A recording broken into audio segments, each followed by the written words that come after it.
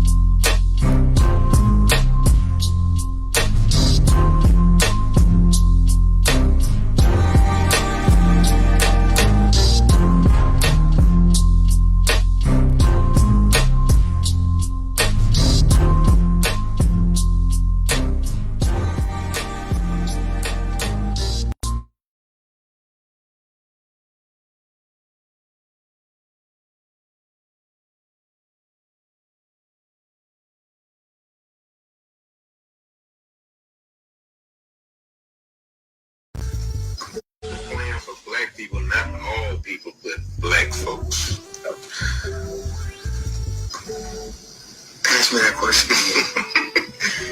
You want to know what is your plan for black people, not all people, but black folks? Every day I get up, I thank the Lord for waking me up and for giving me another opportunity to be great again. And every day that I wake up, this skin color does not change. It's always gonna be black. It get darker some days, but it's always gonna be black.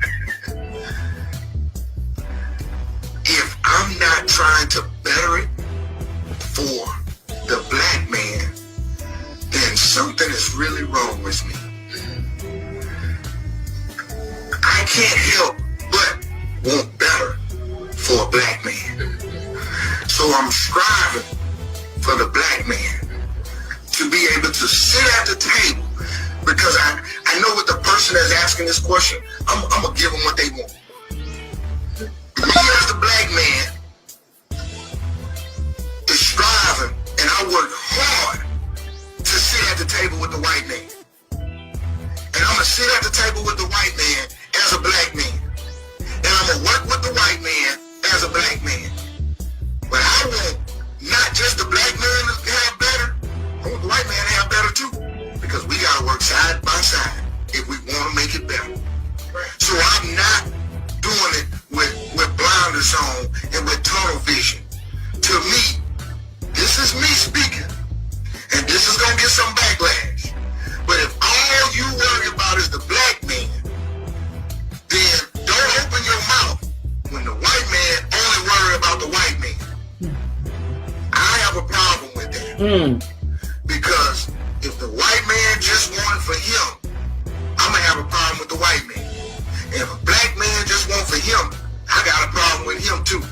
Because it takes all of us working together. No matter what color a person is. Now, I ain't no fool. I ain't no fool. Sometimes he gonna need me. Sometimes I'm gonna need him. And we gonna have to work together. And sometimes he might not like me. And sometimes I might not like him. But if this is our goal, we're gonna work together.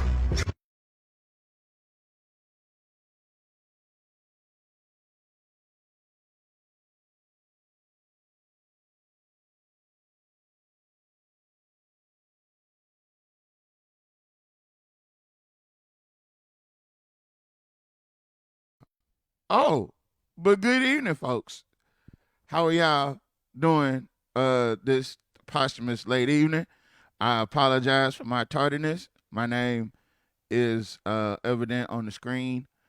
Maybe my hold on, let me get my mic up. Let me turn my mic up a little bit. Feel like I gotta yell into the microphone to get no action.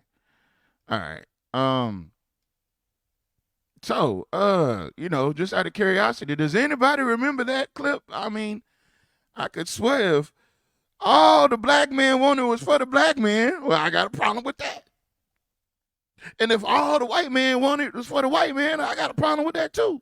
Because we all got to work together to make things better. Now, that being said, welcome to tonight's show. Send all complaints to 625 Murr Street, where we discuss things that don't get discussed on a normal basis. Also, right along with our sister mother episode show called the Can We Be Frank show, and we do the expose, and we don't cut no corners. We don't get nothing. We cut the bluffing, as Mr. Tavares Wayne's father would say. We cut the bluff. Here's the thing, and this is the part that people don't like about what we do. I'm going to show you a picture, and this picture is going to be of a letter, and this letter is going to be from your favorite councilman. Hold on. Your favorite councilman, not mine, but yours, is going to be from your favorite councilman. Okay? And I want y'all to read with me as we discover what the hell is what the hell. All right. Here's what the hell. Oh, snap. Did I put it in the other one? Yeah, I put it in the other one. Share. There we go. There we go. I'll put this on the screen right now. Thank you to my panel that's been tuned in. Thank you to everybody that rides with us week after week after week and show after show after show. I'm going to read this letter to you fine folks out there, all one of y'all, to whoever's watching.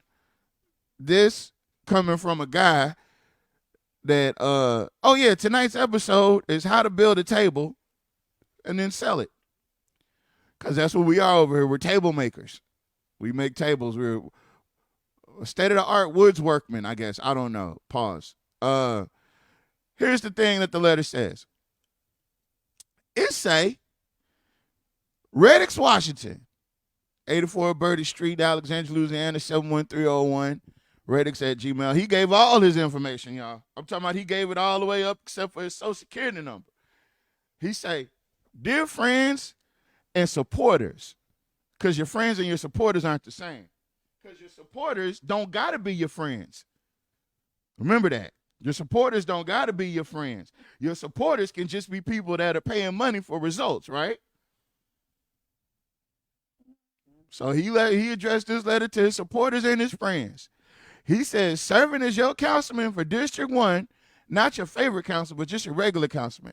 Serving as your councilman for District 1 has been an incredible honor, and I am writing to ask for your support as I seek re-election to continue working for the betterment of Alexandria. What you say? You say you need support? Whoa. Kind of like your children need it when you got it. No, I ain't going to do that. I ain't going to do that. I thought you was out here buying houses. Weren't you out here renting out houses for $17,000 a month? Why would you need financial help? Yeah, why would you need financial help, sir? I had this discussion in extended form with somebody else earlier today. So the questions I'm asking are questions that I actually literally had. During my term, we have made significant progress in our community by fostering unity. There goes that unity in the community shit. Now, just like with Roosevelt Johnson, if he mentions anything about city community, whatever he's saying after that is bullshit. So anytime you hear Reddix talk about community and unity, it's some bullshit. It's some bullshit. ensuring transparency and taking decisive actions on the issues that matter most to us. Kind of like you did with the restore, right? That was a decisive action that needed to be made and taken, right? So I want to ask you, Redix, just as me personally to you, why aren't you on the restore program? Because I swear, if you was on the restore program, you'd have some money saved up for your campaign and you wouldn't be out here writing letters to people, trying to get them to donate to your worthy cause of being Redix in all capital Washington, which is another weird thing we're going to get to later on, because why do you keep spelling your first name in all caps? That shit's weird. That ain't what your mama names you. Let me ask you a question. If he uh, doing these houses, seems like to me he don't need no money from nobody else because he should have money in his pocket. I'm just saying the same thing, Ms. Agnes. I'm saying, ain't you renting out houses for $14,000 a month? Don't you buy houses? Why don't you put one of those houses up as collateral and get the money from the bank so you ain't got to ask for nobody's support? Or sell one. Or sell one. Short sales go great. You should know you've been buying them from short sales. You didn't think ahead. You just say, hey, man, I'm going to want to rerun. Yeah, I'm going to need money to do that. But I'm going to keep on buying these houses. I'm going to keep on renting them out. But, champ, you ain't got the money to run. You know where you spent all your money? You spent all your money running against Ed Laverdane.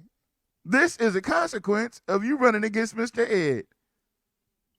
Mm-hmm. If you would have saved that $40,000, actually, if you wouldn't have paid that $33,000 in ethics fines, you wouldn't have been able to run this time. And you know what this is a result of? And y'all gonna hear the Salida in me. This is a result of not doing what you should have did right the first time.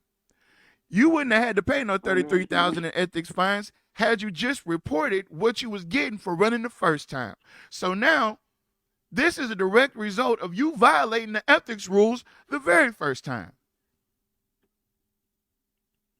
Oh, champ, don't come over here asking for no sympathy. I don't give a damn if you come on the screen crying, homie. Cry.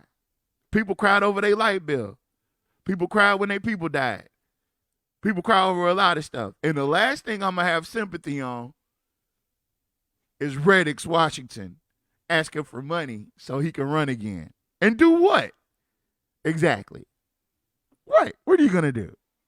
What are you going to do the first time? What you going to give the people that you haven't already taken from them? Mm-hmm.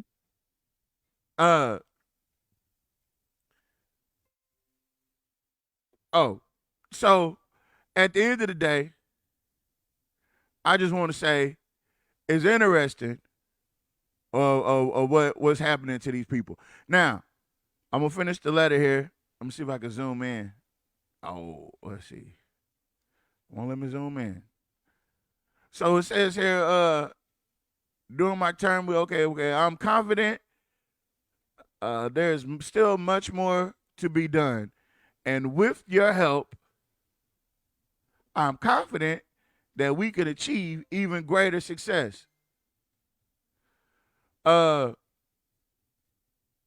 see. Okay, I see. So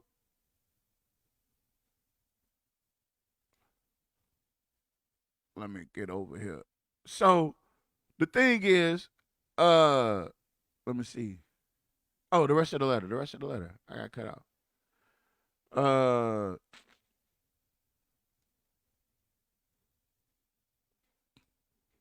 Hold on, got sidetracked. Hold on. Oh, snap. I got sidetracked. Hold on. Oh, there we go. Boom. Wait, I gotta download it. Hold on. Just give me a second, y'all. Did I already download it? Okay.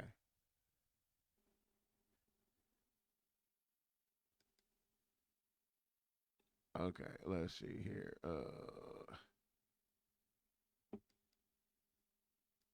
There we go. All right. Boom, boom, boom, and boom, and share. And let's see that and that. There we go. There we go. I got it right now. Okay. So it says, with your financial, ooh, it says with your financial support, we will be able to expand our outreach, reach more voters with our message of unity, transparency, and action. I got a quick question. If you had money and you was investing money in houses, how come your priority wasn't expanding your outreach then?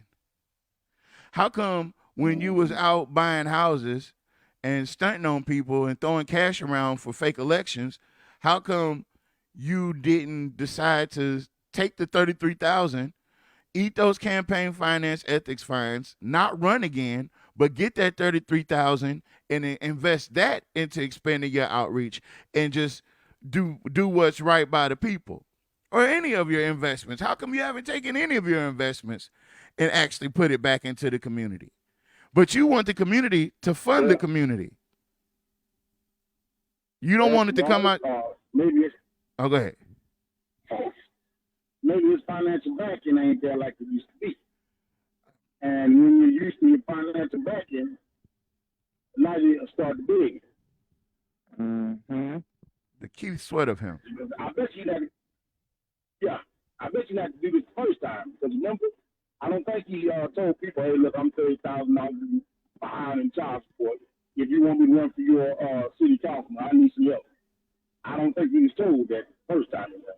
Oh, no. He wasn't told that. Oh, no, sir. I beg to differ. I'm going to play a clip right after we get done this discussion. I'm going to bring back the memory, all the slick shit homie said before, but right after he got elected. So he knew. Oh, he knew. He knew damn well what it took to run. Because he said, if you don't have the money saved up to take off work for at least 2 months and campaign, then don't do it. He said, I know because I prepared to do it.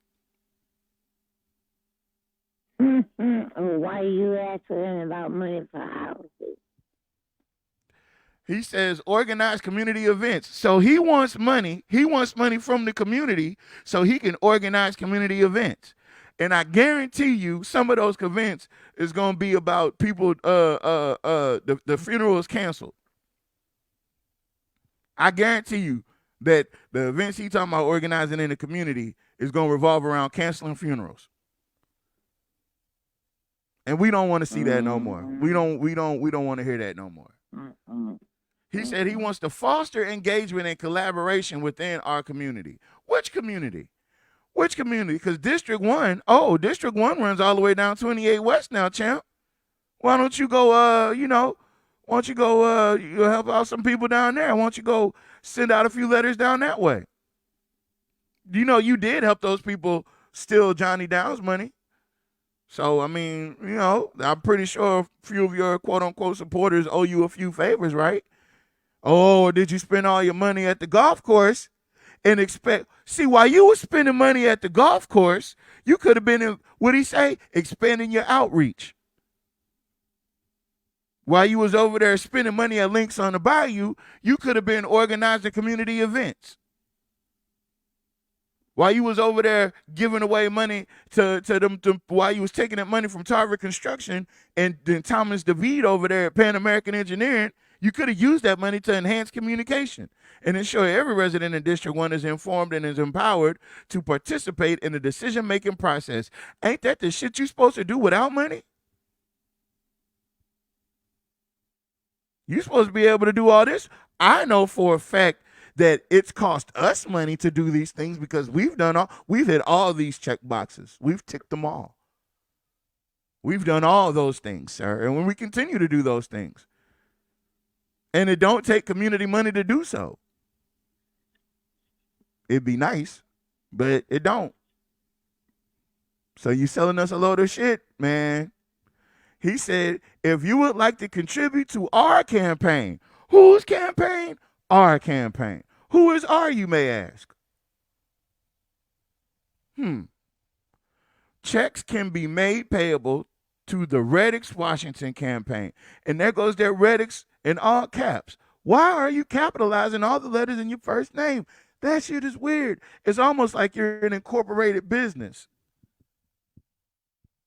It's almost like you're an Uncle Willie, if you will.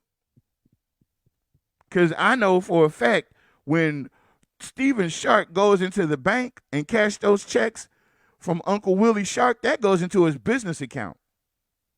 It can't go into his personal account because that's not his legal goddamn name. So this Reddix Washington campaign is obviously another business account, which lets me know that Reddix Washington isn't a person. That's a business entity. The guy that you signed on this paper isn't the person that we see at that city council meeting is not the guy that's on this paper. Those are two different things. Reddix Washington sounds like an organization, kind of like Drake. You know, Drake is not an artist. His name is Aubrey Graham. There's a group of people that make up Drake. He's got writers, producers. It's an investment. It's a business venture. That's what I think Reddix Washington is. He says they could be mailed to 58 Birdie Street, Alexandria, Louisiana. Alternative, you can visit our website at reddixwashington.com. Donate to donate online. Your support means everything to me Your support means everything to me as we continue to work together for the betterment of our community. Where are you who are you working with, sir? And where have they been for the last 4 years? Because your community, no offense to District 1, but it's gone down the drain.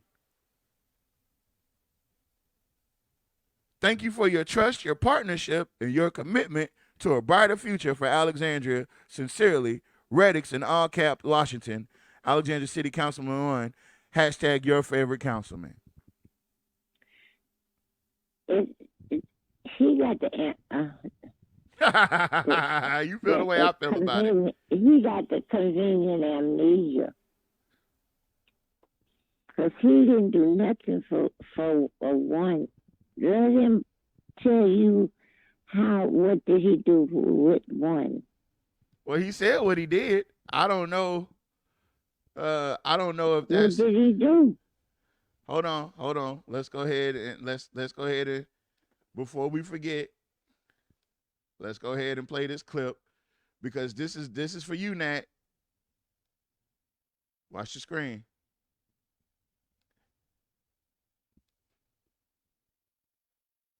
That's what they're saying. They're screaming change. Change for what? Change for us. Hey, Jack, I gave you one job to do this morning. Can you handle that, please? Handle that. Yeah, I'm talking to you, Jack. Hold on. Whoa, what's going on? Oh, he over there big balling. This right after the election. He calling the shots and everything. What happened to this Reddix? So, got she's on my live and she says get the dope off the streets. Uh-oh. What you gonna do to get the dope off the street? What you doing to get the dope off the street? You giving us orders. What have you done? Well, this is what I said. I think when I tore them 2 houses down, that was Oh, champ. 2 houses that ain't gonna be there no more. Oh, champ. Wait a minute. Champ, hold on. I mean, I'm just saying, where's this Reddix? Because this begging ass Reddix, I don't know him. I know this capping ass Reddix right here. But this begging ass Reddix, who is this guy to help us with and the betterment of our community and all this other shit? Oh, well, where did that come from? Didn't you say you tore down them 2 houses? Didn't you ask somebody what you was going to do to help with the community crime and all this other? Where's that guy at? That's the guy I know. Because this guy in this letter is full of SHI hockey sticks. All this begging and stuff is new to me. It's new to me. I'm open to calling lines in a little bit. But if you guys have seen this Reddix, ask him where he at. Because this the Reddix that was flush for cash. He ain't need nobody. He was asking me, what have you done? Yeah, this guy. Now he needs your support. Ain't that funny? It's what a difference 4 years can make. So now, the same words you tried to use to hurt other people or to displace other people, make other people feel some type of way, now we can ask you, Radix, what have you done to earn any type of support from the community? And don't tell me about tearing down no houses. If you say something about tearing down no houses, I'm going to laugh at you. And I'm going to do it in your face. And that's going to be the end of that discussion. I want to know, what have you done? What have you did to make an impact on your community after trying to remove 4 of the councilmen that were actually doing the right thing for the community? You and your little crew. What have you did? And stop begging for money all the damn time. That's how you got locked up with the white folks. That's how you ended up playing golf and announcing that you was going to be a black candidate in an all-black district running for a state seat in front of a bunch of white people. That's how you ended up there. That's how you ended up getting endorsed. How come you ain't getting endorsed by Randy Wiggins no more? You already got an endorsement from the Democratic Metropolitan, whatever the hell organization that was. You got an endorsement for them. You was bragging about that, sir. Rely on that, sir. Shouldn't they be giving you money? How come you haven't yelled at the DPEC yet? They should be supporting you. You're a Democrat, ain't it? I think their endorsements come with financial support. We don't know because the DPEC don't actually work. But the guy you're sitting across from at this table in this video happens to be the chairman of the DPEC. So talk to him about getting some financial help. Oh, what a tangle web we weave when we first choose to deceive. You lied to the people, and now, the worst thing you could probably do, the worst position you could probably put yourself in, is to be somebody that needs somebody you done lied to. You need the people now.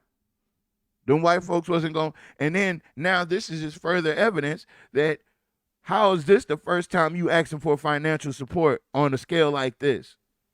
How is this the first time that this is occurring? So who's been funding your campaign up until this point? And it ain't been you. And all those investments you made, you mean to tell me they didn't pay out? You mean to tell me that charging people $13,000 a month wasn't it wasn't profitable? I mean, come on, man. So like I said, tonight's show is called We Build Tables and We Sell Them. That's the truth. Because I'm not going to even play this. Hold on. Yeah, I will. We can go ahead and turn in we can go ahead and say, you know what, brother? I know you've been selling dope to our people who don't really have anything, and enough is enough. I can't tell you to stop selling dope if I don't say, hey, I need you to stop selling dope and get this job over here that makes a livable wage, and you can still provide for your family. The reality is, they can't get the job because we have laws in place such as marijuana and low offense things that's going to get on your record, so you're not going to be able to get a decent job. So we got to create jobs, and we got to create programs to get people, and we have to create programs to say we need people to get off of drugs, and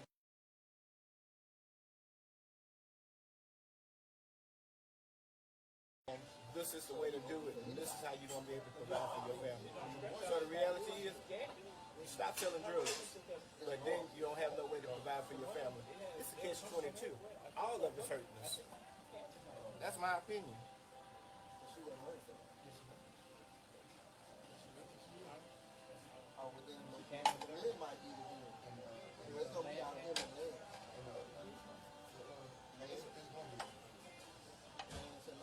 So, we got to get the dope off the street. Yes, I agree with that. But in order to get the dope off the street, we all got to work together. We got to work with the police officers, sheriff department, state troopers. We got to be able to say, hey, brother, sister, cousin, your ass for selling dope. I said a million. If necessary, $1 million. So, we done chimed in enough today. So what you doing with Cassandra, man? Is she coming to help us since we don't do nothing? What? What about it? Oh, I watched the video this morning. That boy video make you say, man, I want to vote. I almost donated some money, and I said, well, I got to. Yeah. So, I want to thank y'all for chiming in with What us. she said, man? We talked about the You dressed up more professionally than me, because I'm in my feelings. I ain't gonna. We're Where she talking at? about getting the police, I bet she making community money policing somewhere. and stuff back in our On the neighborhoods. issues. We need to be So, doing this. we have a plan moving forward. Yeah, easy for that. Point the finger at somebody. Y'all need to be doing this. Y'all. What you doing? The whole year. You take off from your job for a couple months. Oh wait, it's probably didn't adequately put away enough to do that, so you can serve the people. I did the math last night, y'all. I did the math. Ready? And from the math, from what a city councilman get paid in 4 years of me sitting in that seat, that'll pay back. That'll pay back what it took for the election to get in. Once I take out what y'all was taking out, it'll take me 4 years. The 4 years to pay back. Guess what happened in 4 years? Put it back out in there. So it ain't about the money, No. and I ain't working. Never had been about the money. In communities, in the free food giveaway, we gave away over $30,000 worth of free food. Free food. Free food. Free food. Free food. Over 30,000. That was food. And I'm a small food truck right here in Alexandria. And we gave away that kind What's of going money. on, man? We don't have enough money to make it in. Yeah.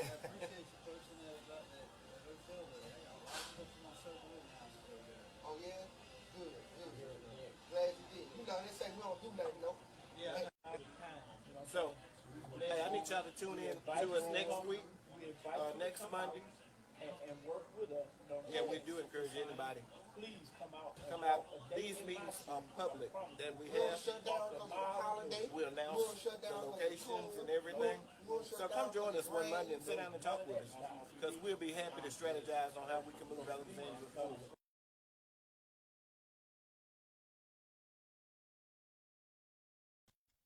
Is that not telling? I'm gonna jump back on the call in just a second, y'all. I'm sorry. Is that not telling? Is that not indicative of what's being said? Didn't he just tell you that they didn't prepare? You can't do this if you didn't prepare to run. Oh, didn't he tell you that he was gonna be 4 years in debt trying to pay back what he owed? Oh man, how the tables have turned. Oh man, I hate to be the one begging for people help after I done turned on the people. Damn, son. Where'd you get that one? So yeah, man, you gave away $30,000 in free stuff, and I bet you need it now. Oh, I know you need it now. Oh, I know you need it now, champ. I know you need it now, champ. Hold on, champ. I got something else for you. Hold on. This is election day, 2020. Oh, this wasn't 2023. This was election day when he first ran. Let me show you this. Let me, because this costs money too. Hold on. There, okay. And I could share that to y'all. Look at that go. Good morning. Hey everybody, how are you doing? My name is Tavares Swafford, aka 10 Bands, and you are now tuned into the update on the Citizens for Change, a nonprofit organization. Apparently, let's talk. Let's be open and honest here. Apparently, there are people handing out these ballots or these push cards at the polling locations, right? Let me give you a little backstory on Citizens for Change, a nonprofit organization. They do not exist. Again, these people do not exist. They do not exist. It is not a real company. It is not a real organization. If you care to, which you don't have to take my word for it, take a minute, Google them. If nothing comes up, take another few minutes and go to the state of Louisiana Secretary of State website and try to locate this nonprofit organization. You will not be able to, because it is not a real company. Again, it does not exist. Now, I don't know who's in charge of making this ballot, but apparently they all had to get the okay, or give the okay, to these people. So whoever's handing you this ballot, ask them about this organization and who's the head of it. That's what you do. You don't have to believe me. When they hand you this card, ask them who's in charge. Okay? Because there is an agenda going on right now to subvert and deject the black vote, because they know that we are the majority. And the only way you can beat a majority is to split the ticket.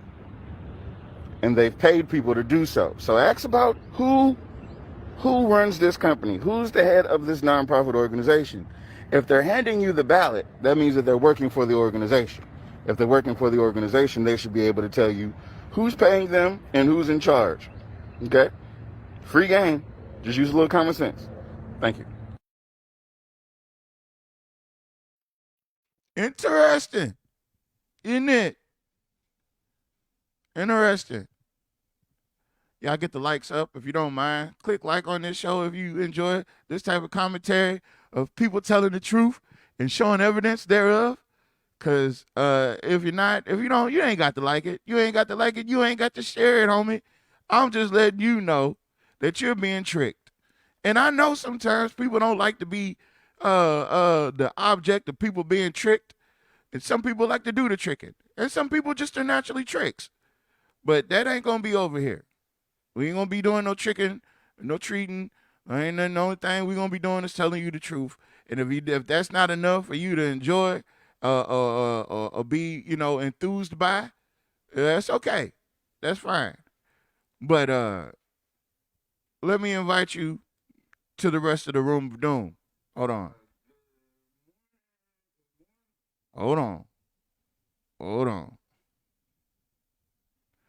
Did y'all see the names on that list? The names on that list was wild to me because it was a bunch of Republicans. It was a lot of Republicans. I mean, there was a ton of Republicans on that list. And I never did figure out, you know what I mean? You know what I mean? Hold on.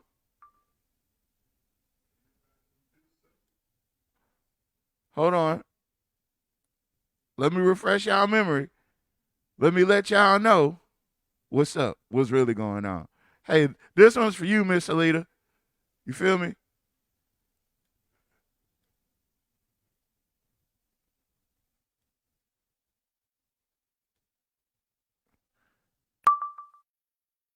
Anybody who do so, I would ask the officers to quietly escort you out of the room to be in order of respect in this council chambers. That's all there is to it, ladies and gentlemen. Just respect each other.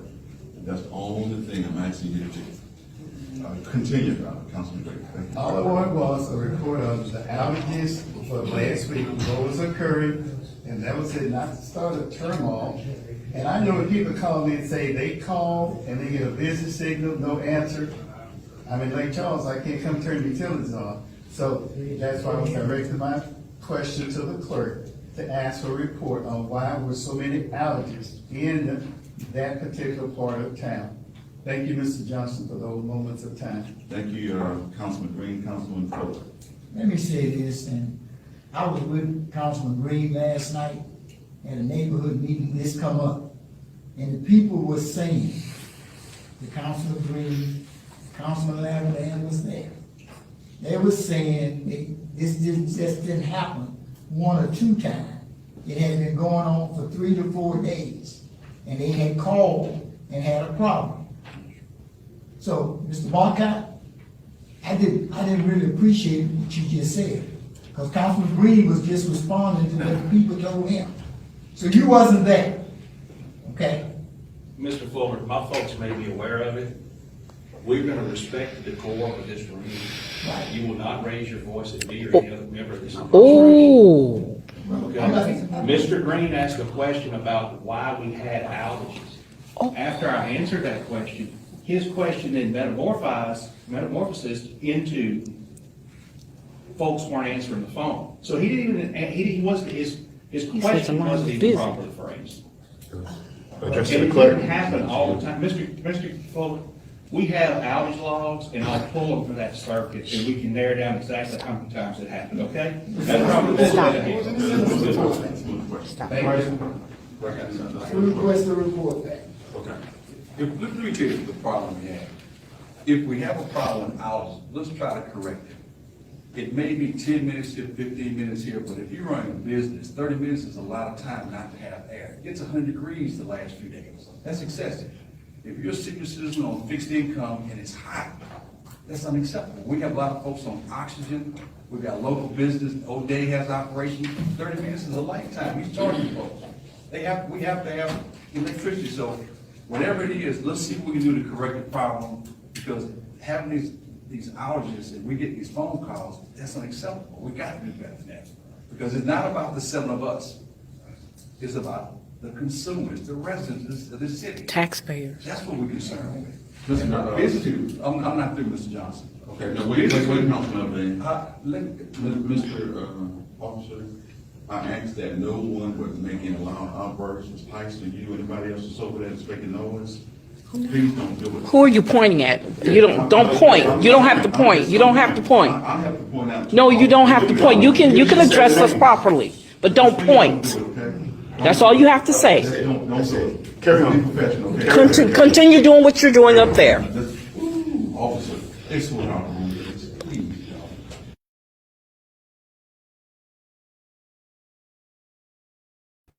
See, I personally, I don't forget shit. Not a damn thing. So when I went after Marcotte and said what I said about Marcotte, I addressed the disrespectful little turd that Marcotte is. That's why this show exists. That's why you guys are sending all your complaints to 625 Murray Street. And alternatively, you see that compassion that those 4 black councilmen were up there showing the community, and how empty that fucking room was, and how we were the only ones in that room? That's why we do this. And yeah, I got a little pissed off all over again. But at the end of the day, Reddix, you haven't done half of that. You haven't done half of what we've done in 3 to 5 minutes your entire 4 years. At all. So you going around sending out this Dear Johnny letter begging for cash? Oh, I hope you cry tears on that piece of paper, because that's going to be what we're going to be doing. We're just going to be wiping up your tears while laughing. What up? What up? Oh, that's my dog. Happy birthday, bro. Jay early in the building. You're going to be wiping up tears with that piece of paper. Ain't nobody giving you a damn dime, because you don't deserve it. You a sucker. And all your homies is suckers, because it's a group of y'all. And y'all suck each... Sorry. Yes, y'all, at the end of the day, yeah, we've been there. We've always been there. That was when the council... This video was from before Malcolm was on the council. This is when Brother Ed was still on the council. How long ago was that, you man? It was a long time ago. So this ain't our first rodeo. This is before Reddix was ever a gleam in his daddy eye. Well, his daddy being Charles Elliott. Also, I received word from a little bitty bird.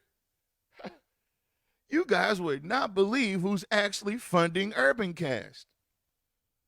Allegedly,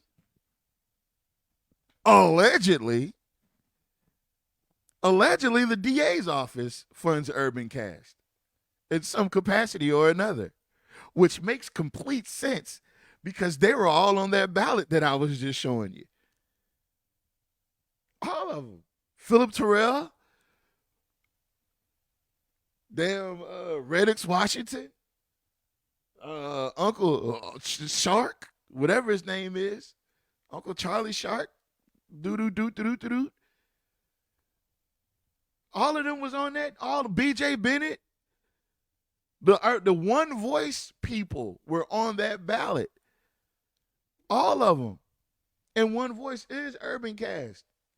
And they were the only black faces on that entire, And David Williams, when he ran for judge, and he started out as, on the day that I got that push card, he was a Republican. So it's One Voice and a bunch of Republicans. But here's the problem. Willie, Stephen, whatever his name is, he went on to be a member of the DPEC. How is it that these people call themselves Democrat, but they're so closely aligned with the Republican Party in Alexandria Rapides Parish? I'm talking about close. They best buddies. And then all of a sudden, established people, not even politicians, these are community members, parts of these are standard bearers in the community. That's what Mr. Fuller was. That's what Jules Green was. That's what everybody up there, with the exception of Roosevelt, goddamn Villard, and goddamn Fowler. Everybody else up there, those were people that kept the community up. Reddix has done none of that. So cry me a river about how broke you are.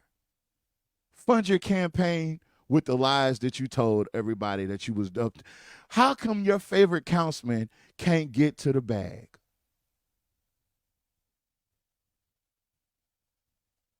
Those are interesting questions, and I'll be following up on them very soon. I'm going to play, I want to try to find another video to fill in this blank space because I got table parts coming. They deliver at night. That's right, folks. They deliver at night. Let's see. Let's see. Hold on. Man, I'm in the vault right now. You got to give me a second. I'm looking through the vault right now because I know there's one more thing that I it's something that had slipped my mind.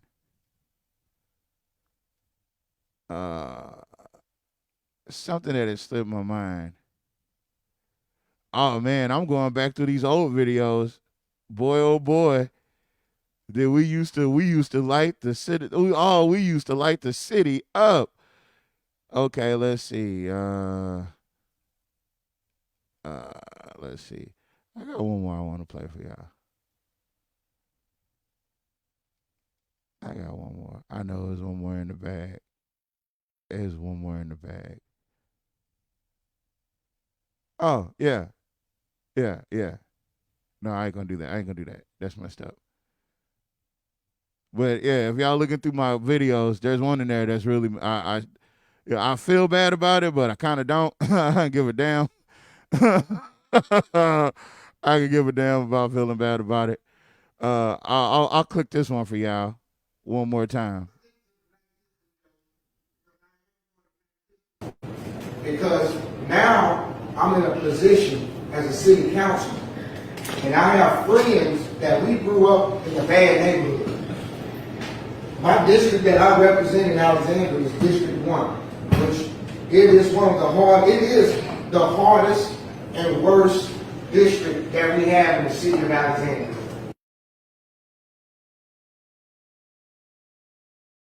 So I am one person that represents that district. Y'all been hearing about a lot of the killings that's been going on in the past couple of days? Anybody heard of that? I have to go in some of those areas and talk to some of those parents and talk to some of those kids who lost their parents. And they asked me, well, what can we do?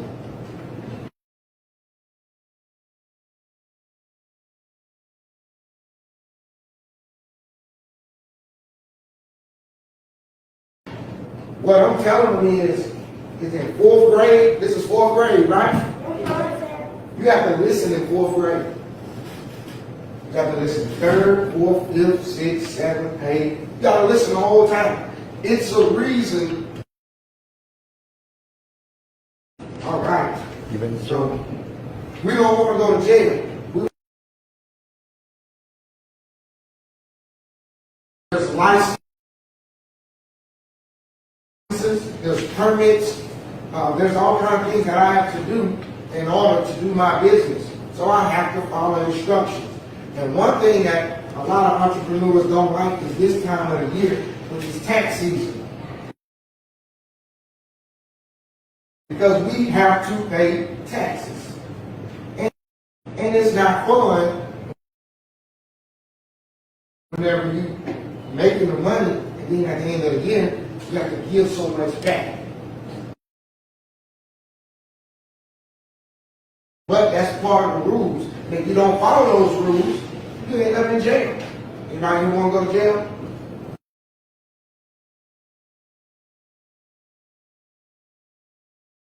Yes, sir. All right. So we don't want to go to jail.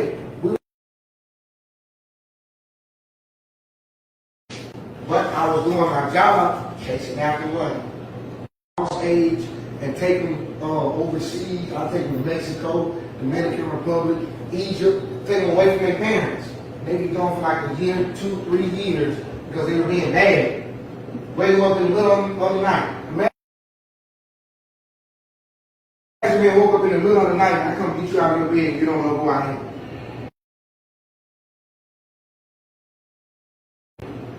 I was doing that kind of work. Then I told you on a plane. And there was times where air marshals and they would come and get ready to take me to jail, but luckily I had all my paperwork. But I put in some situations where they thought I was kidnapping kids. But I was doing my job, chasing after money. So I did that, shut it down, started washing cars.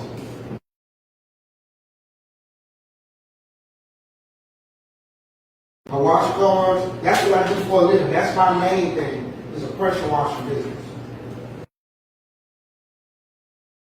I wash cars, I pressure wash houses.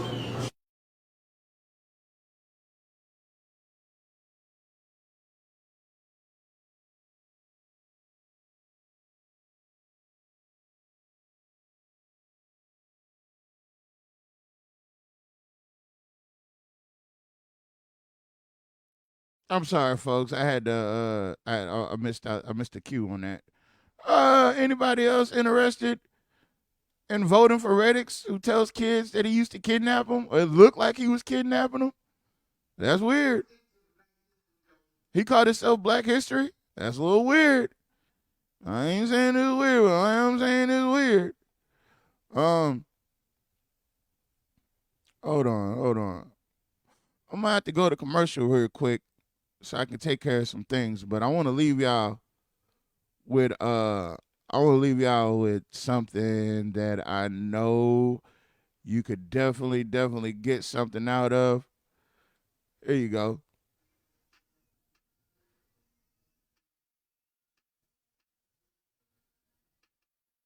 Good evening, folks. We still here. I'm gonna take me a little second real quick. We going to commercial.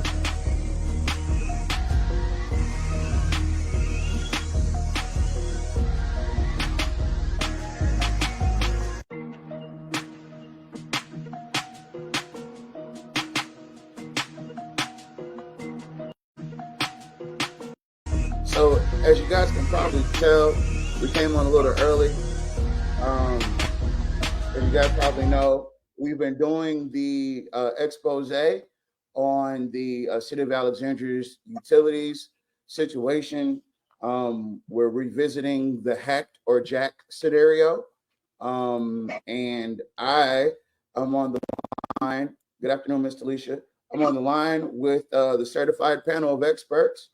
And again, to be an expert, you have to invest at least 10,000 hours into something. And I believe we have well over half a century worth of hours on the line right now. We're here discussing solutions, not just solutions, but also things that could have been prevented.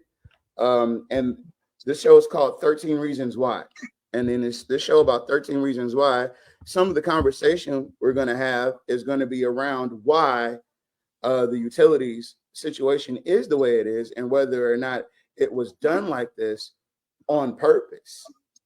All right. So on the screen, you see Jock Roy, Jeff Hall, and Michael Marcotte, whom I, through my investigation, I truly believe to this very day that they were actually all cooperating in order to forward this agenda. We have Ms. Agnes on the line. We have Mr. Gerber Porter, who's rejoining us after his long European vacation, which was too long. Let's try not to go on vacation that long again. And a number of other people. Brother Nat is here. Miss Summer is here. It's pretty much the Can We Be Frank show, but only in the afternoon. You know? And so we're going to be discussing some things that we've talked about in the past. Miss Agnes was speaking about one time that we were at a city council meeting, and we approached Michael Marcotte. At that time, we had no idea that he had horns and a tail, and we asked him about the possibility of bringing solar power and making that more prominent in the city to help with some of the bills. This is like 4 or 5, maybe even 6 years ago. And Mr. Marcotte, Miss Agnes, what did Mr. Marcotte tell us?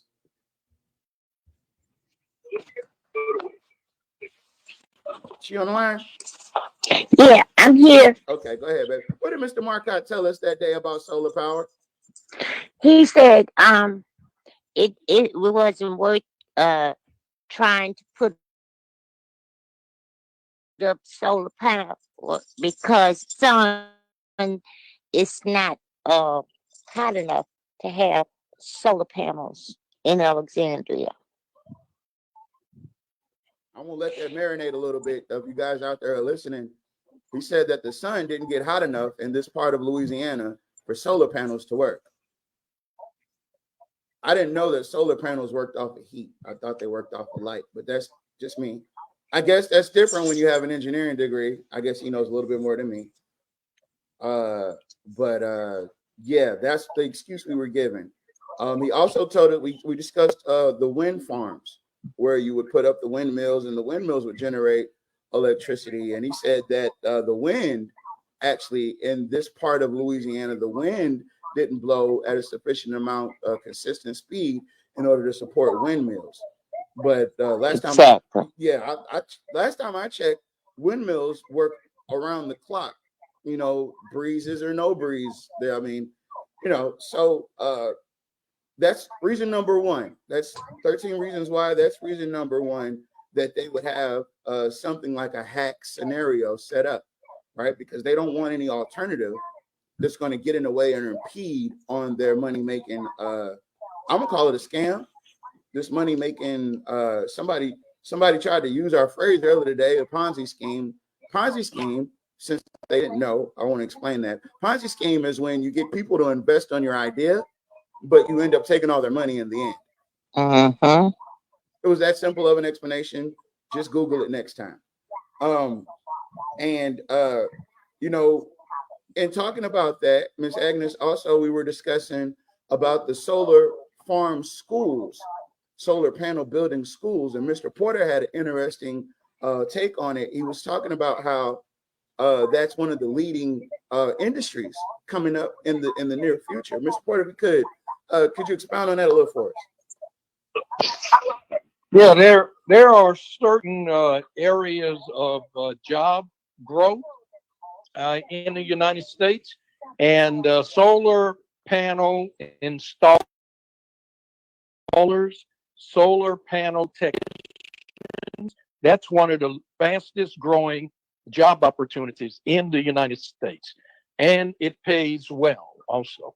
So if a person could go through and become a certified solar panel installer, they have a job. And if they want to become a solar panel technician, they got a job. Right now, for our area, if you wanted solar panels in Alexandria, persons have to come out of New Orleans to come do that for you. So here in this area, it would be an ideal opportunity to do something like what Miss Agnes was referring to. Absolutely. So now, what you just spoke on is job creation, right? Now you're talking about job creation. You're talking about new industry in Alexandria, as opposed to the Confederate industries that we have here now. You're talking about reducing bills in our communities and employing people from our communities. So you're talking about lifting people out of poverty almost and making those people not just viable for Central Louisiana, but we're talking about taking this skill anywhere and being That's able to be right. productive. That's right. You know, these ideas aren't even thought of by the people that are voted for. Or if they are thought of, they're shot down quickly because it doesn't answer their $850,000 a month question. This is the only business that I know where the citizens are forced to be stockholders.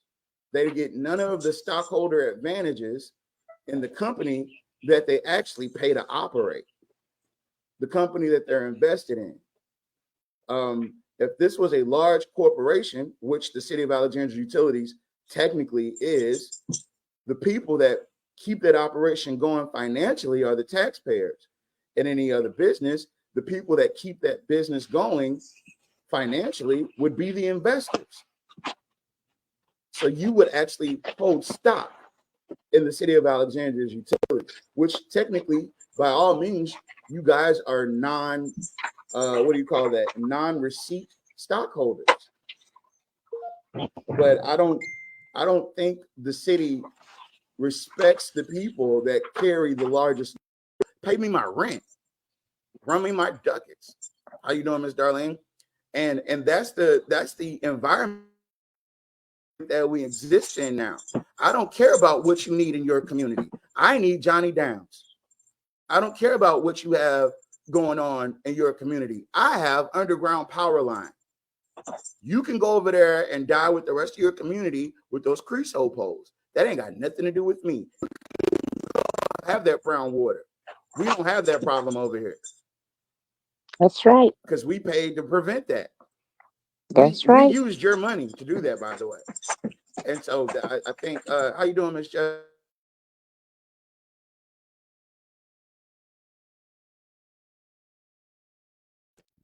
I also want to mention how extremely meta this is. If you guys don't know about meta and the metaverse, it's extremely meta for me to be playing a show about me doing me, and I'm reviewing the show about me that I did about me and about us and about the utilities. It's extremely meta, and everybody's here, so it's good to see everybody. I'm gonna go ahead and end because I'm gonna go.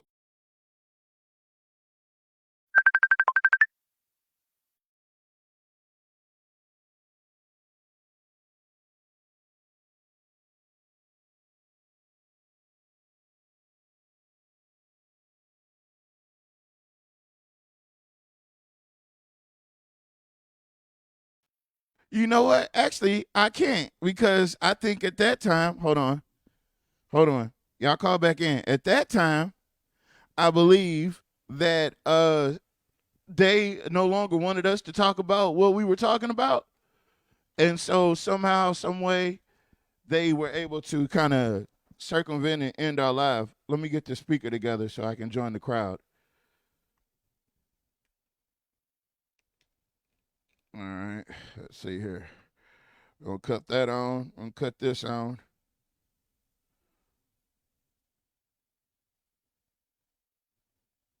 There we go. Okay. I got my table parts here too. Okay. So yeah, I'm gonna tonight I'm gonna take time and I'm gonna build a table. And I'm gonna come back on the next show and I'm gonna show y'all the table that I built. There we go. I knew they were gonna be calling in. All right, hold on.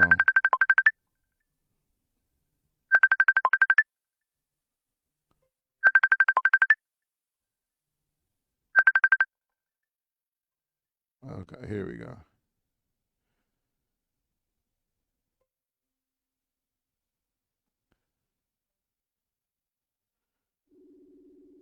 Oh wow. Now nobody wants to talk. Okay, there we go. Everybody, can you hear me now? Yeah, I'm on one here. There go Miss Linda. I apologize for the delay. Were you able to watch some of what we did, some of our handiwork from back in the day? Yeah, I'm gonna watch that on Facebook. Okay. I watched some of it. Yeah. So, looking back, y'all, we were spot on. I can't lie. We were very, very much so dead on a lot of the things that we've talked about so far. I wanted to let's see if I can do it. Hey Siri, can you play Cry Me a River by Justin Timberlake in honor of Redix Washington asking for people money? There's an issue with your Apple Music account. To resolve this, check that your account is up to date in the Settings app.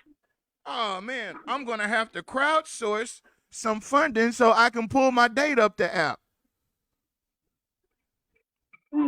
That's sad.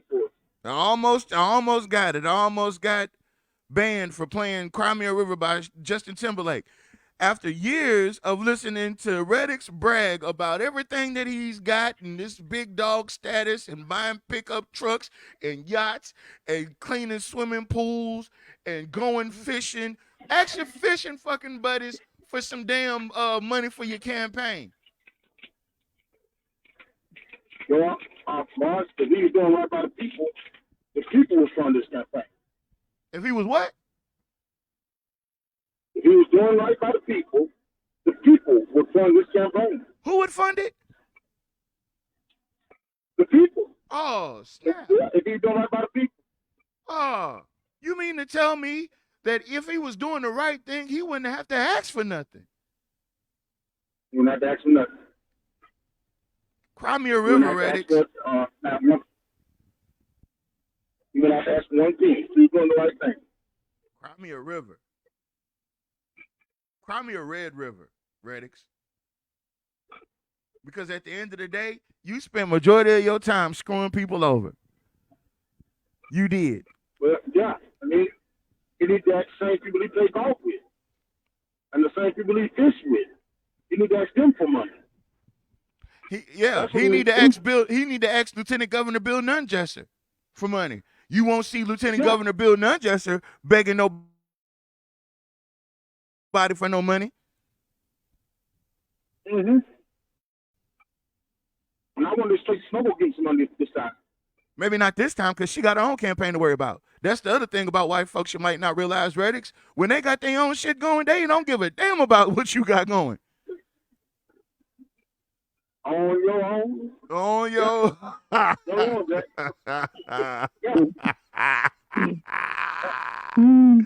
Cry me a river.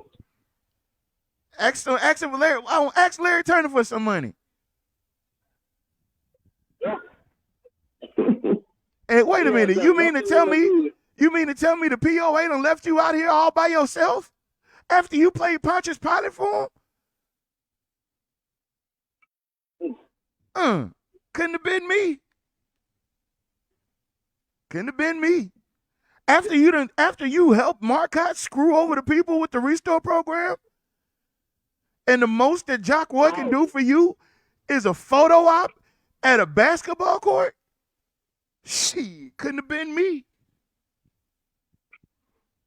And didn't want to do that. and didn't want to. He was obliged to do so because of the situation. He needed a black face in order to sell his black idea to the black folks. So he used them like he always do. Right there. And that right there's another thing. That park never used to be closed. Sometimes you can go to that park and see his playing at 12, 1 o'clock at nighttime. You know, the old kids that, you know.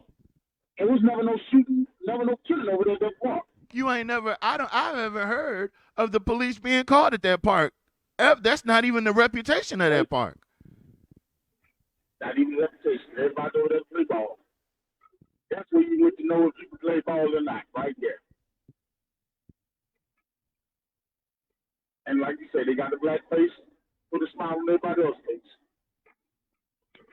Look what we did. Yippee-yi-yay. Yippee-yi-yay. And maybe if he voted for affordable housing, like Mr. Governor Porter had, maybe somebody would have had some leftover money to afford to put for his campaign instead of paying a high utility bill. Hey, maybe if they fight for better job diligence, somebody would have had some money to help him with his campaign. Oh, wait a minute. Wait, are you the type of person that asks for people to help you knowing that them people ain't got the means to do so? Yes, sir. That's what you're doing. Hold on. Are y'all looking at the screen? Y'all looking at the screen?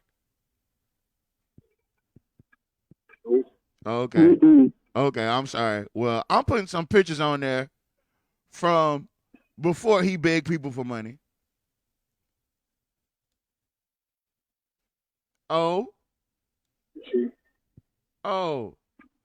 he smiles. Oh, it's all gravy. Oh, everything's well. Yeah, but you know, they say when you do right, karma comes back to you. When you do wrong, karma comes back to you. When you do right, karma's supposed to come back. But you ain't done nothing for the people to say, well, hey, man, let me get ready $10 for his campaign. You see, what he don't understand is it takes a lot of liberty people to do this, to make this work. Mm-hmm. But if you ain't done nothing for a lot of liberty people, then people not going to support you. No.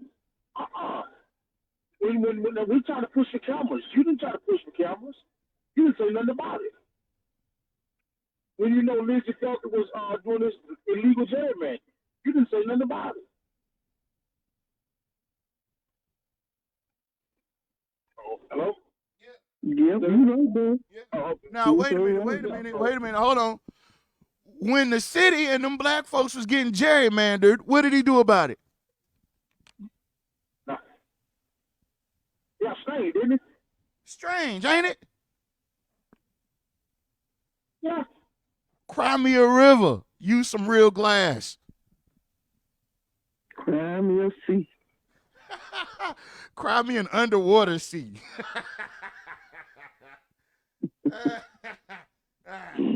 Yeah, that way. When it was time to stand up for the people, he just stand up for the people. So what are we supposed to do with that? Now he just stand up for the people. He just stand up for the people that voted him in office. I just said like that. What are we supposed to do with that? Remember, he said when he had to go console them kids because their parents had died, he asked them the kids asked him, what could he do? What could they do? And he told them what? You got to listen. You got to listen in 4th grade.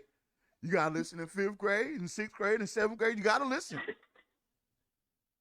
So that's what we're going to tell you. You should have listened in your first year.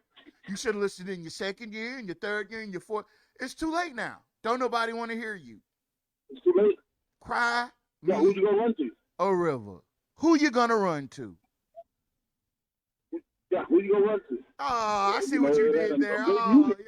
You know what? That's some good music right there. I see what you did there, sir. Who you going to run to? Who you going to run to?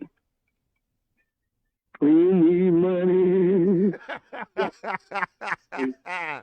Ain't no J.G. Wentworth in Alexandria, man. Yeah. And you see, they ready to trade you in. They ready to trade you in for a new model. Oh, yeah. We got to get us lit. Oh, yeah. Oh, yeah. I'm glad you brought the new model up. Everybody take a look at your screens. That's right. If you can, if you've got them, please do. If not, just pay attention when I'm about to read you. And it says, hold on. Let me get it together. Leave the mama name out. Oh, yeah. I'll do so. Well, no, it's his post. I just won't say it. Yeah. I'll share the post, but I won't say those words. Yeah. I won't say those words at all. All right. Okay, folks. Here we go. Drum roll. Y'all can't read it no way. I'll read it for you. From Derek Alexander and all them other people he tagged. He says, knocking for your vote. I'm excited.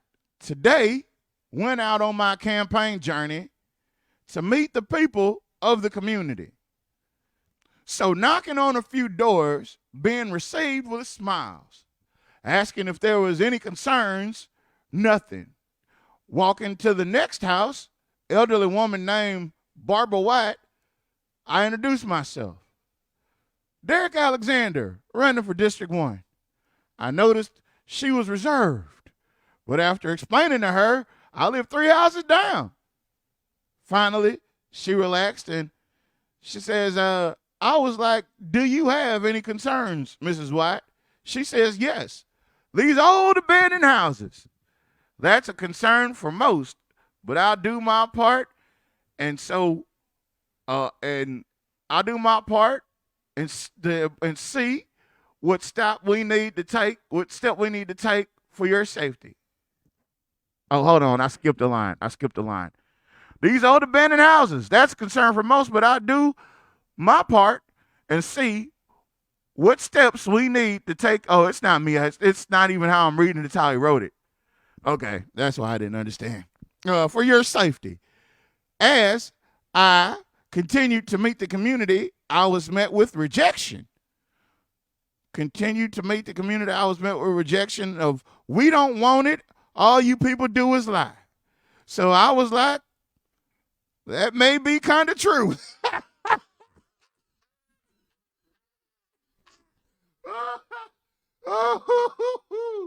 That may be kind of true.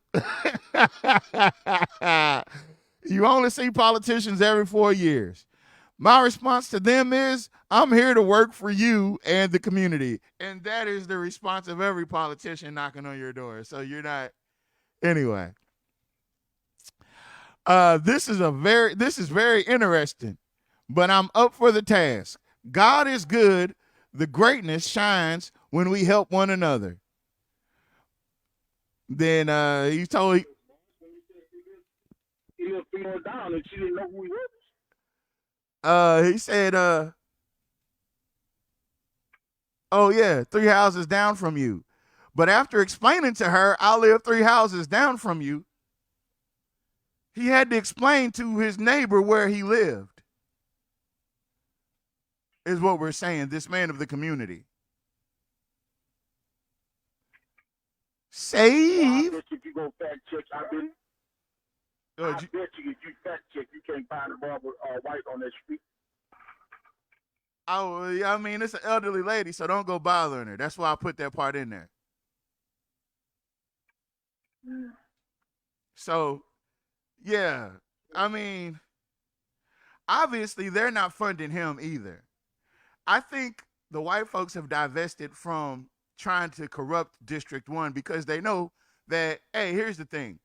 Malcolm held that seat, and Malcolm did that seat well. Malcolm's brother Ed held that seat, and he also did well as far as by the community. So they see Malcolm on the scene. They want to abandon ship with all the further ideas as quickly as possible because they don't want the smoke.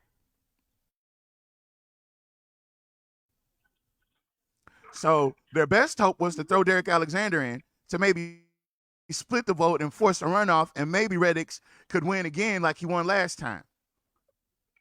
But if Reddix is on here and keeps sweating it up, he's not gonna make it. But it's kind of hard though, because Reddix and Mr. Derrick running on the same token, abandoned house. I mean, I know you say they're sharing votes, but do they also share thoughts? They share everything. No, this ain't good. So I guess I am right when they say birds of a feather flock together. Them predators move in flocks.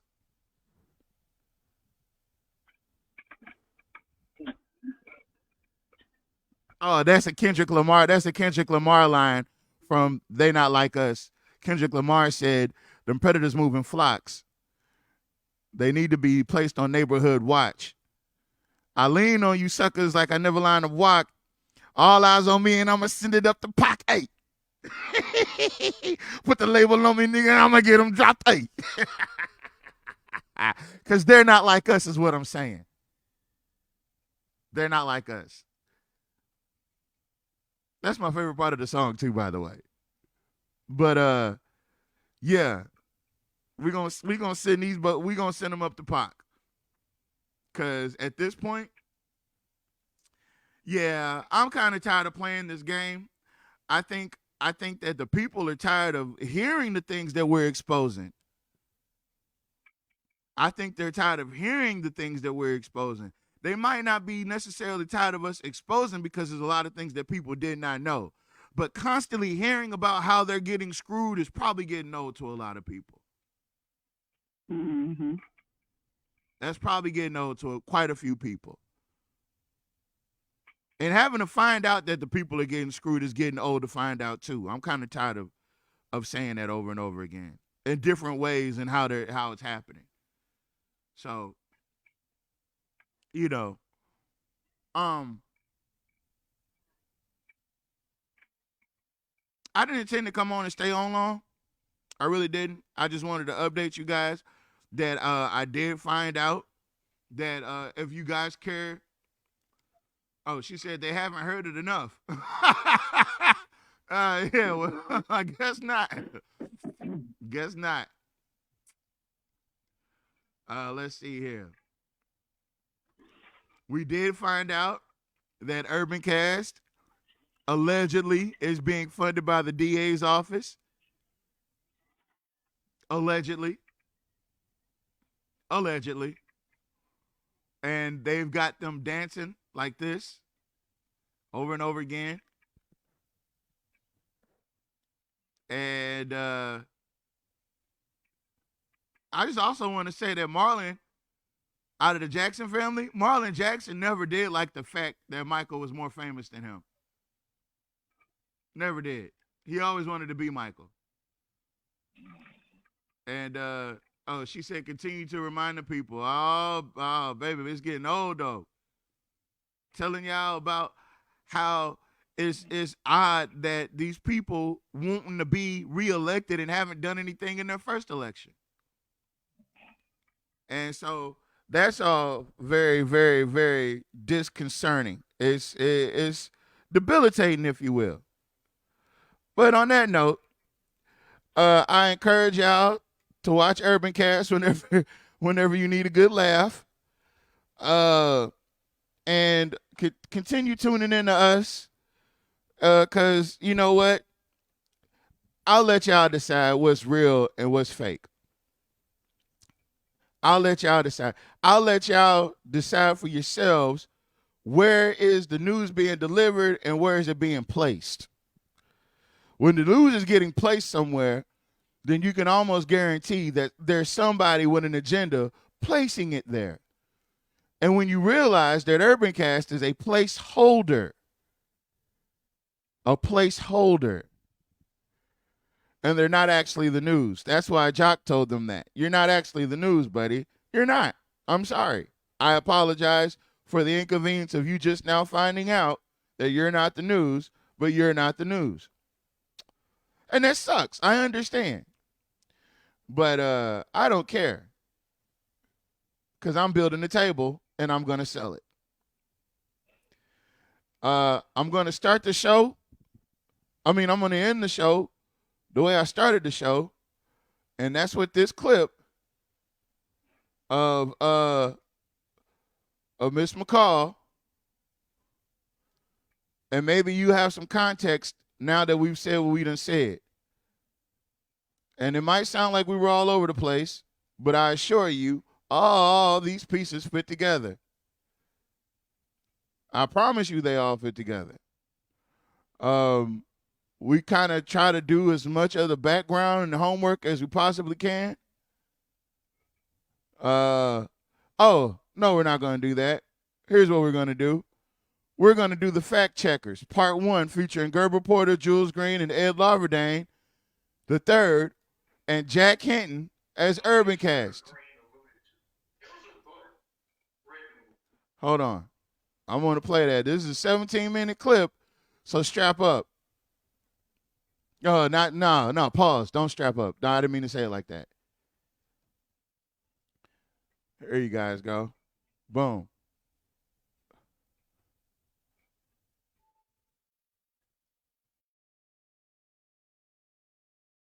Many years ago, $5 and a pork chop sandwich, and it described the political system and how the black voters are manipulated to vote against their interests. And it didn't take much. $5 and a pork chop sandwich. That's still taking place today. We actually did it on the show. We have it also. We actually did it in the book club. The thing is, when that happened, you sold out your community for whatever the duration of that term. And if you do it again 4 years later, you just compounded that process. And I think one of the things, Jack acted how it happened. I mean, simple. Actually, it's systemic neglect, systemic lack of accountability. You know, because we haven't held people. And I won't say some councils. Hell, I'll just call it like it is. You got Fowler on there been there 30 years. Have never voted in the best interest of black people. You know, you've had Ballard who go give you gumbo and stuff. But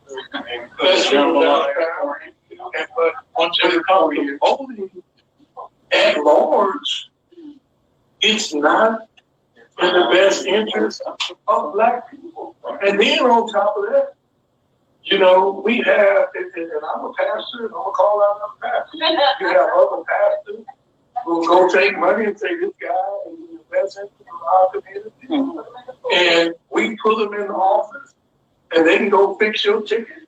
Or go, you know, when your son commit a crime, instead of getting 30 years, he might get 5 years. You know, it's those type of things.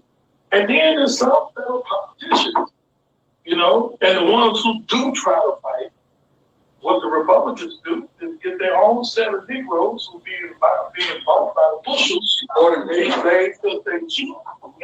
And they'll fight you on Facebook, they'll fight you everywhere. You know, they'll run against candidates who serve in the best interest of black people. And that's just a fact that we need to call a spade and say what it is. You know, you're going to have people telling you that I'm not a fan of it, and I don't care if you don't like it, Mark Lewis, because it's too many people. And it's not because I got any type of inward hatred towards anybody, but hell, there's too many black people down in the jail. And there's no accountability. But yet you have pastors who are going to take money, who are going to tell you he could. And then 4 years ago, he told you I'm a Democrat. And the first thing he did, they got involved. So I think to answer your question, it's a combination of all of that. It ain't no one person to blame. We all got some blame in it because we all should use whatever social media we have. Mine is a pulpit, and regardless of who say what they say about you, me or anybody else, You ought to speak truth to power and the chip fall within. Amen. Well, I mean, basically what you said then is that it's our fault. It is our fault. And my question is, you know, any of the people who've been in leadership, why should we consider hiring them back for any position? Because for the last 40 years, what I've seen Alexandria do is go completely down in a spiral. So my question is, anybody that's been in leadership is not effectively been able to communicate to the people what the issues are and what's impacting us on a day-to-day basis. If we haven't been able to articulate that, Mr. Green, to the people, then why should we hire any of them? Well, you keep hiring the white guys back. 32, Harris Edwards, 25, Lee Rubin, Jim Lloyd, 12. You keep bringing them back. Yeah. He was the oldest living person. When the people we elect bring legislation to be voted on, minimum wage, the European American Republican Party, which put it back in office. We tried to pass a resolution to support minimum wage in Baton Rouge, and those council persons from District 4, 5, the 2 at large say we would hurt the economy of Alexandria. When I worked in the engineering department, and the state gave us $12 million to get rid of that South First. Those people said we would hurt the economy of the mall. Well, that mall is really first. Yep. Copeland said we built that. We did that circle. They wouldn't come to town. They came to town, stayed for whatever length of time they stayed. And on a Sunday, Saturday night, they turned tail, left, and told employees on a note the next day, we're gone. So when we keep putting people back in office who fight people who are working to help us move forward, we're going to be losing. And when you keep putting, and you start putting people in office who you know don't know what they're doing, why they're doing, and because we're not running a popularity contest. You need people in office that can read, understand, and articulate, as you said, what is going on. I was in office, was the same time. Was in office. I was not up there arguing. I was up there telling people what was occurring. December 19, 2019. I know that day so well out there, my brother. The tornado came through, tore up Johnny Down. I was not against fixing Johnny Down, but I was not for giving Johnny Down $7 billion. And what did you get at Franklin Hunter Park? Zero. What did you get at Cheatham Park? What have you got in that city park? Where have you got at the ball fields that Mr. Scott is trying to get those kids to play out there for? With the swimming pool. The swimming pool we had a council that paved it in and made a basketball court. You couldn't, where would we swimming at? Where could we swim? We got the YMCA and then they closed it down. So when you keep putting people back in who find people who look like us to do for us, we're going to be in a spiral situation. Myself and Mr. Fuller worked diligently to get that Dollar General down on Willow Glen Road. They were getting ready to do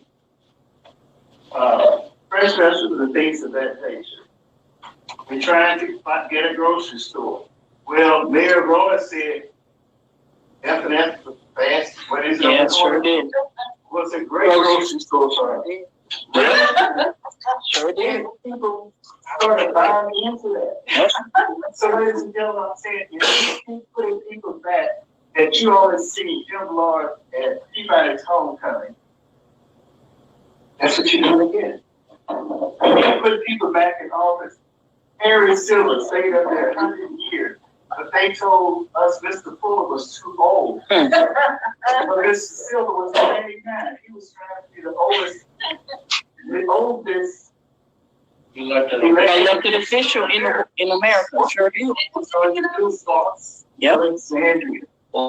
That's right. So I'm just saying, look at the people putting out and the people that can, as she said, articulate what is occurring and not realize they're not fighting.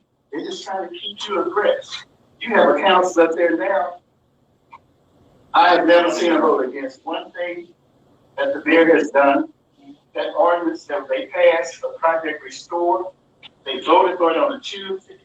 Only person, I must say, only person that had his testosterone to ask the question where his information was, Leroy. He said, pass it tonight, and on Thursday, trust me, you'll have the information. He said, if the Alexandria ALB asks you a question, tell them to contact me. November 29th, this thing was introduced. December 21st, it was passed. So now the citizens who got the restore, some who didn't even apply. I watched Mr. Scott the other day said, he didn't ask, his wife didn't ask for that money, but they gave it to him, I guess, to pay it back. So people who didn't apply are being charged for it, and it really wound up being $90 grand. What a paying they belong to these people. Yes. I was in there the other day with Mr. White was up there at $5,000, we give extra $300. They told him we can't take that, we need the whole thing. He said, I'm waiting on my Social Security. And he, city council meeting said, they told him they were going to turn him off. So I got 5,000, but I need 300 more. I'm waiting on my Social Security check, but you're going to cut me out. Marscott doesn't care about what happens in Alexandria. He lives in Alexandria. He lives in Pineapple. He's on Cleco. So we have got to come to understand that we cannot continue operating under the pretext of, I want a pork chop sandwich, give me $5, and you can get a bottle of wine. Exactly, if you got a pork chop sandwich, you got a chicken. So ladies and gentlemen, I'm just saying, that's my concept of what Mr. Impacts. And when people start giving out bad information, as an overall, we are losers. Thank you. When it comes to Alexandria, I was always up there. Always depend on 3 votes. You need 4 votes to do something. I remember when Mayor Jack Roy was playing those games with Jackhead, and he turned off his powers for years, and Jack asked me, I had to fight with the mayor to get lights on. Jack said, man, go talk to the mayor. And Jack, I went to go beg and fight with John. He asked me to go talk to Roosevelt, talk to anybody. I begged and pleaded. But with the politics of this city, I couldn't get it done. We didn't get his power on until the new mayor came on. Because John wouldn't talk to me, he wouldn't talk to Drew, he wouldn't talk to nobody. But that's the politics that we deal with. I say, hey, Jack is stalking me about his power in his place. Mayor, let's get together. The only reason you're going to get Jack's attention is you take something away from him. That's the only way we'll take it. If he wants something that counts me, then you got to attack that counts me.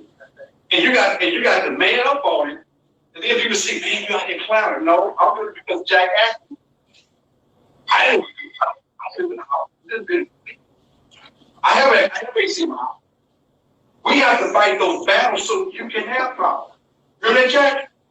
Remember what, Ed? Remember when the time when Mayor Jack Roy was playing with you and he sued and David? I don't remember it quite the way you don't remember it, Ed. And truly, I don't appreciate the part you bring up a personal issue here. No, but everybody. I'm just telling you, that's what the fight that we were battling. We had to fight that battle. So we talk about fighting our battle, and and if we want to talk about issues and issues that went before the council, Mr. Green, we can talk about when I and several people out of Baton Rouge wrote the local control policy for you guys to adopt, that would impact the idea that the city that would be the ones who would determine wages in the community. I think, if I recall that correctly, Mr. Green, I think you actually pulled the item from the agenda as president, because you said that Ed said it wasn't going to pass in the state legislature, if I'm not mistaken. And I think the very following week, Mr. Fuller, after it was pulled from the agenda, I think at that point, when you came out, you asked us, what did you want us to do? I think my answer to you, Mr. Green, was, just vote. And then when Mr. Fuller put the information back on the agenda for you guys to vote the next time, Alexandria was one of the cities in the state, the very first time, to send a resolution to go down to Baton Rouge. And I think even at that hearing in Baton Rouge, when we were there when Ed along with, I think it was the representative from Baton Rouge and the one from New Orleans, in committee, I think, the thing was to keep the conversation on local control and not minimum wages. Because, we're going to have to move. Okay, no problem. But a key point here, the very first question you asked is, we fully recognize that you're holding one set of elected officials accountable, and the other set gets a pass. And the other set is the one who have the majority, and they determine what happens in each of the districts, each of the communities. So when you walk out there and you look left and you look right, and you don't see anything that's occurred in 40 years, but then it's false expectations to expect someone who's been in there 1 year to change what was done for 40 years. And now it's time to get rid of that person or those persons. Whereas the secret and the model, look at the other ones, 32, 25, 12, and things like that. That's why they get things done. And they're competent enough, they know the system. We're putting people in there, don't even know the system. So we have been doing that for 40 years, Mr. Ford, and they did nothing. Okay, well, and they obviously got some things in there.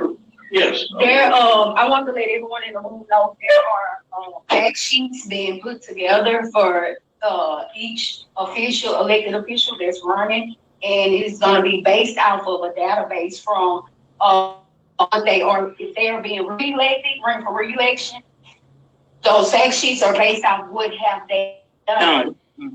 Not out hearsay, she say. It's based off what they done, and they will be put out into the community.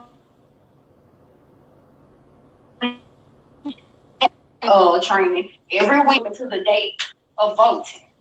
You can follow my Facebook page. I can provide everyone in here with my House of Louisiana email address where their link could be sent to y'all. You can let people know in your districts or your neighbors where they can attend it, so they can know, get familiar with the people that are elected, know the people that you are elected in the office. Stop selling yourself out for cheap for food. They know Black people weakness is food. Yeah. And they also know that they could easily influence. Exactly, because they're not using other Blacks to do it. That's right. Or some perceived influence. Yes. Remember, Jack? Remember Mr. Ed had to fight Jock Roy to get your lights cut back on, and we had to wait until Jeff Hall took over to get your lights cut back. You don't remember that, Jack? You don't remember that? That's crazy. That's wild to me that you don't remember having your lights off for damn near 2 years. That's wild. That's wild. You don't remember a state representative going to bat for you about your life? And you had the nerve, Urban Cast. You had the nerve. Let me put the Urban Cast video back up.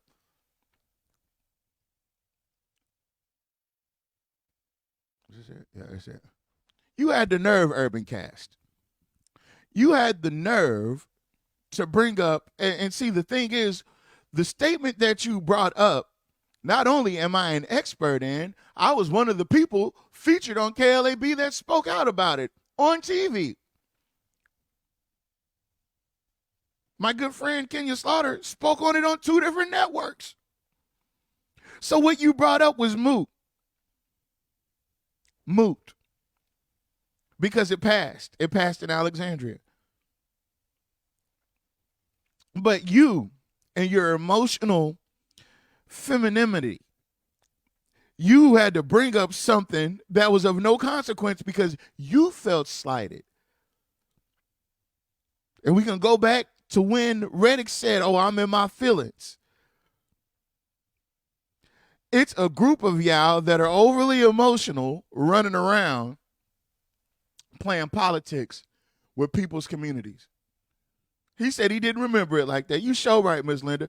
By the way, Miss Linda was in that video as well, so this ain't no hearsay. This is firsthand. He said he didn't remember it like that. I do.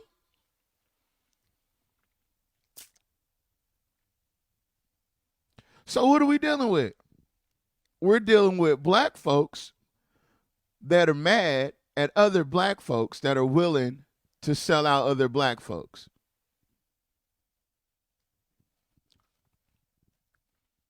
That's why I said that about Marlon Jackson.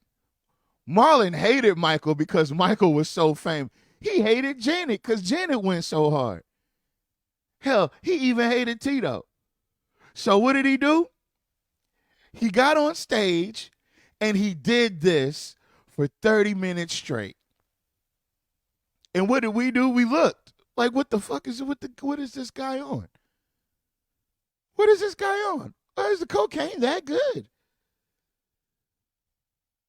Nobody else is cutting up like this.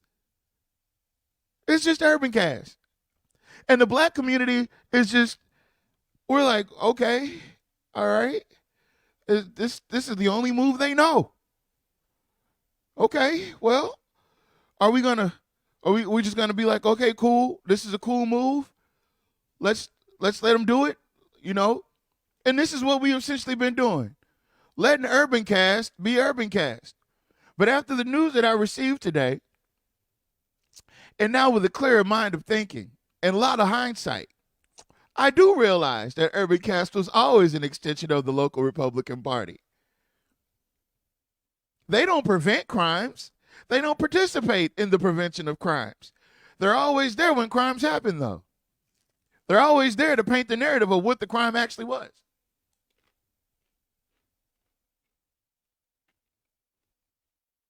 How does that play a part in this election? Well, when Colin Verdros, Dr. Colin Verdros of KLAB, asked Stephen Shark, are you going to step down away from Urban Cast after you get elected, seeing how it may be a conflict? No. Hell no. I'm not going to step back. Why would I do that? Why would I step back from Urban Cast? We're the news just like you, Colin.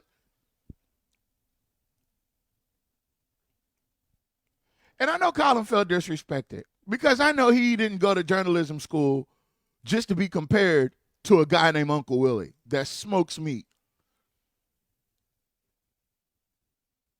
So I really do truly, in all honesty, I hope for fact's sake, as Mr. Tasha just said, I hope for fact's sake that Mr. Colin Verdros is urged to do that debate or forum amongst all the council candidates. Because I want to hear some of these Stephen Shark answers. I want to hear some of these Reddick Washington answers. I want to hear some of these Derek Alexander. I want to hear it. And then I want to take that video and I want to play it on this show and we can sit here and laugh together for 2 hours straight. I need the material. Mr. Colin, if you can make that happen, sir, I would be most obliged. I want to hear Derek Alexander answer about a serious fucking question that's what's going on in our community. I want to hear Reddix Washington answer about what the hell he's done for District 2 or District 1, as it were, or any other districts. What has he done, period? And I want to hear Stephen Shark answer. I do. The one time I want to hear him say something, I do. I want to hear what the hell you got to say, because, boy, I want to laugh. I want to laugh at you, at your expense, the way you've done the black community as a whole, the way you've shown up with cell phones just to give the picture and the illusion that the black community in Alexandria is in such disrepair that the only thing worth reporting is the death. I want to laugh at you the way you laugh at us.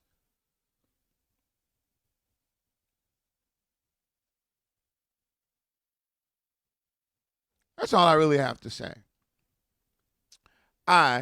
Folks, I've used my time. Hopefully it was wisely. And tonight's show has been brought to you by the Pineville Superdome Convention Center that'll be coming in 2036. It's going to seat 40,000 people. It's going to be built on the other side of Lake Beulah. I'm just playing. That should have never come. So again, folks, there he goes. She says, make the black communities look horrible. Exactly, folks. That's what they do.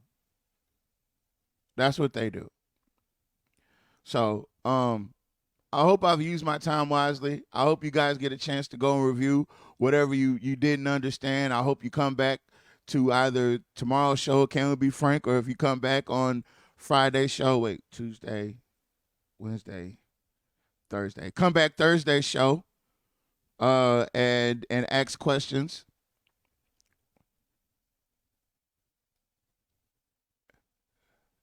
Reddix is the Me's Harry Hippie. Is the messy. I don't understand. Let me see if I can get back on the phone with y'all real quick, because I need y'all closing arguments as well. Oh man, what do I do with my cellular device? Oh man. All right, hold on. Oh, okay. He's the new Reddix is the new Harry Hippie. I don't even know who Harry Hippie is, but if it's a bald-headed guy that goes around kidnapping children, yeah, I guess so.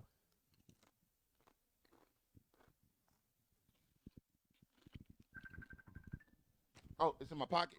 I'm glad you called.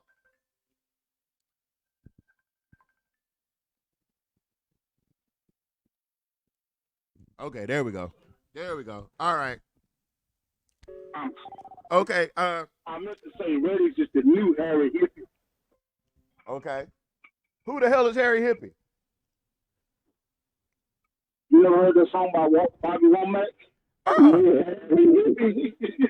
I got a few years on me. I've never heard that song. Please.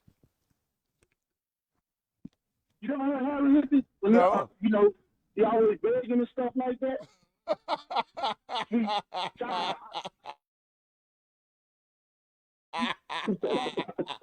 Yeah, Harry Hippie. I can't help him man when he's down. I can't help him keep laying on the ground. Something else. Yeah, just begging. No one do nothing. He was newspaper on Sunset or something like that. But try to hear the song. Harry Hippie by Bobby Womack. That's what they see it. And it's a shame that a man, they say he rent houses. See, the truth will come out in the end. So all those houses his? No, we have stated that. We have fact checked that, and we know those houses are not his. The money's going dry, and he started to beg. And it's sad. Whoever give you money, those are the ones you got to do favors for. I like that song while we talking about old school songs. I don't know if you guys know it. Audience, if you know the rest of this song, please join in on your phones. It starts out like this. Yeah. Dum, dum, dum, dum, dum, dum, dum. He says, I met her at a casino. I met her at a casino. Yeah, these last $2. These I got a one for the jukebox. Oh, I met her at a casino. Yeah. I believe These last $2. these last $2. And he took them last $2. I'm not going to lose these last $2. Oh man. I need one for the jukebox and one for the bus fare. Yeah. Yeah. That's what Yeah, you got to get home. you got to get home. I'm not gonna lose. Not gonna lose. Yes, he is. That reminds Harry Hippie and these last $2. I'm gonna add that to my Reddix Washington playlist. It's gonna be featured on Spotify. It's gonna be called Broke Politicians. Anyway, I want to get out of here, folks. We've been good and we've been bad. It'll be like I know you don't know OB right. I walk the back streets and cry. That's what you got to do.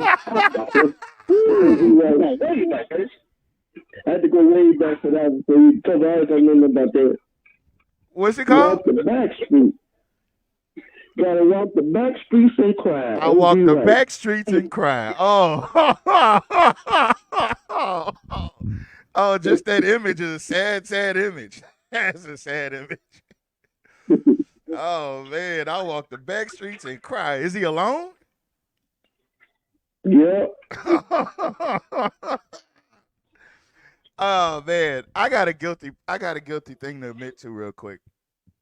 So, this thing about me and clowns has been around for a long time. When I was little, I grew up afraid of clowns thanks to videos like It and Killer Clowns from Outer Space. Scared the living shit out of me. I mean, I'm talking about nightmares. It wasn't until I saw a video. It was a movie show called Rise. It was about Tommy the Clown and the crumping thing that they were doing in California and how he would dress up like a clown and hold these dance competitions. Now, the premise of this movie was to encourage people and to show people that people were taking lemons and turning them into lemonade in spite of the community they came back from. But there was one part in this video where Tommy the Clown had went to a competition. He went to one of those competitions dressed up in his full gear. Clown face, clown hair, everything. And he came back and somebody had broken his house and robbed him. And that was my very first time watching a clown cry. And from that moment on, I was never afraid of a clown again. Until you see the clown, boo-hoo. I never was afraid of clowns again. And that's my testimony, y'all. Y'all play my strength in the Lord. And please forgive me if you're a clown and you're offended by that. I'm sorry, but I'm just, it's just after being terrorized by clowns for nearly 30 years and finally seeing one get robbed and have break down in tears, I found so much humor in that. And maybe that's why I'm a jacked up person. Maybe that's what it is. But I can't be that far off. But I met her at a casino. I wonder how he got down to them last $2. Did he spend that money on her? Because I didn't ever understand that. How did you get down to $2? That was a lady. That was a lady trying to find a husband at the casino because he was cheating.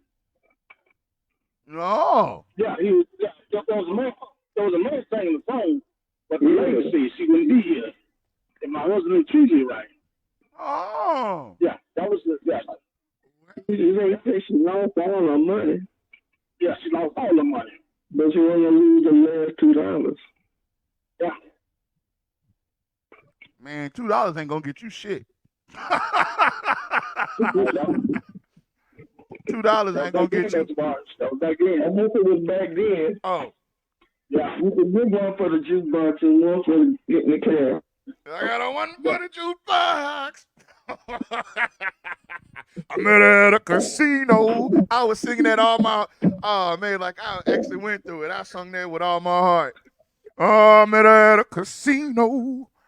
Yeah, I feel bad for him.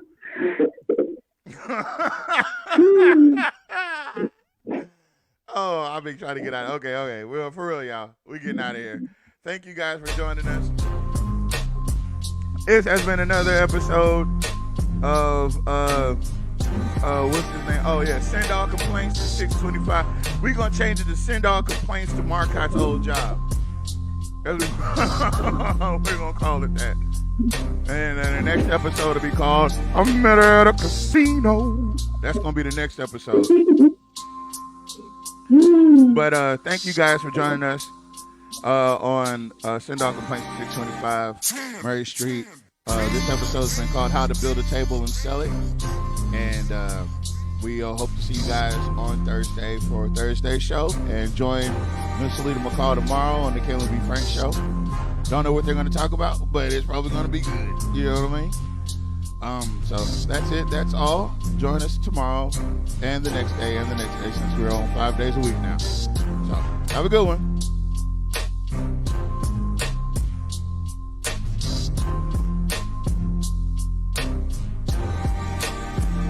Further notice, I abstain. Like I'm abstaining from this question. I abstain. Okay, so can you spell the word abstain? It's more or less not about spelling bees. It's about spelling seeds. Okay, I said, can you spell the word? Yeah, I can spell it.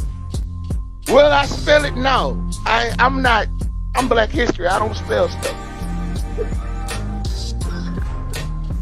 Okay, so my daddy is Black History. My mama is Black History.